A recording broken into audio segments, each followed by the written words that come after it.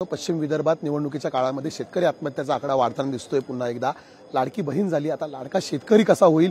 कर्जमाफीची घोषणा जी होती ती तुम्ही घोषणापत्रामध्ये महायुतीने केलेली होती, त्यामुळे यावेळी तरी कर्जमाफी होऊन शेतकऱ्यांना आत्महत्यामुक्त करणार का? निश्चितपणाने शेतकरी हा कुठल्याही राज्याचा देशाचा कणा आहे, त्याच्यामुळे तो कणा अधिकाधिक मजबूत करण्याच्या दृष्टिकोनातून महायुतीचं सरकार हे निश्चितपणाने योग्य ती पावलं उचलेल।